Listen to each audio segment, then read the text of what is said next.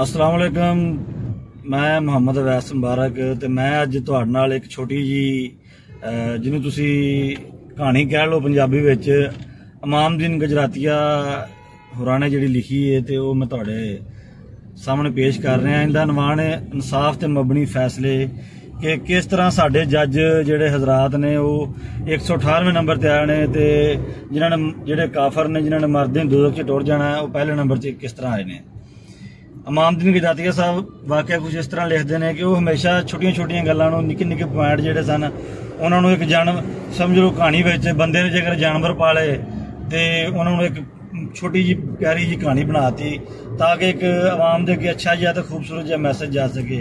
कहानी कुछ इस तरह लिखते हैं कि जिन्हों असी उर्दू फाख्ता आने तो पंजाबी असी उन्होंने घुग्गी आने। घुग्गियां का एक जोड़ा मियाँ बीवी सफर ते जा रहे सन ते रस्ते विच उन्होंने अबाश कावां का एक टोला रोक लेंदा है ते वो घुग्गे नूं आंदे ने भी हाँ भी घुग्गिया औरत नूं जनानी नूं ला कित्थे जाना पिया। उन्हें कहा भी ये जनानी औरत मेरी घर वाली है, मेरी वाइफ है, मेरी बेगम है ते असी सफर ते अपने रिश्तेदारां नूं मिलण जा रहे हैं। तो उन्होंने विचों अबाश कावां विचों एक कां बोलदा है की बकवास पिया करना है, फलसफे झाड़ना है, तेनों गल करन दी तमीज़ कोनी, तू मेरी बीवी नूं अपनी बीवी आखी जाना है, ये घुग्गी मेरी बीवी है। ते घुग्गी आंदी है की बकवास पिया करना है कावां, तेरा रंग काला मेरा रंग चिट्टा, ना तेरी मेरी बोली एक ना तेरी मेरी जात एक, तू होर जात दा मैं होर जात दी, तेरा मेरा खानदान भी एक कोनी, ते बकवास पिया करना है। मैं तो घुग्गे दी बीवी है, तेरी बीवी मैं कित्थों हो गई हाँ। तो ये सारे रोले दे विच अबाश कावां दा सरदार आंदा भी घुग्गी है तू फट मुँह हो गई है, तू अपने मुँह हो गई है, तू घरों नस गई है, अगों हुण साडे सिर च मिट्टी पाउणी पई है, इंज कर गल असीं फैसला अदालतों जा करावांगे, अदालत चलीए।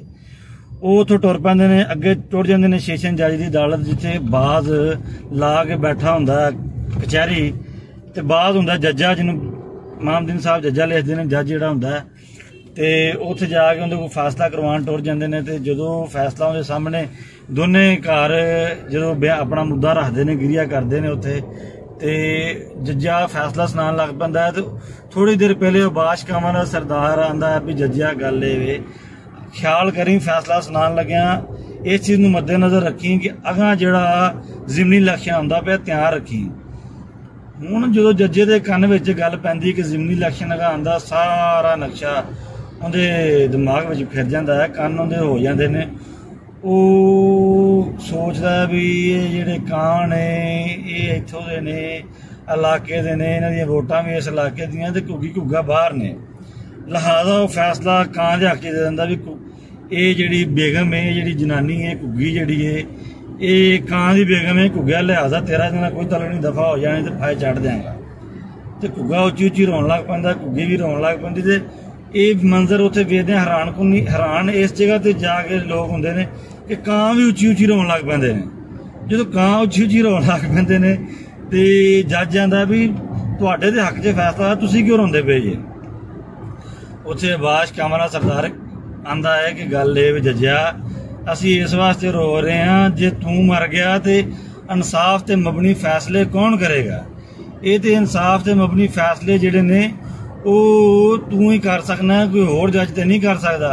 लिहाजा असी इस वास्ते रोने पे जे तू मर गया तो साडा की बनेगा।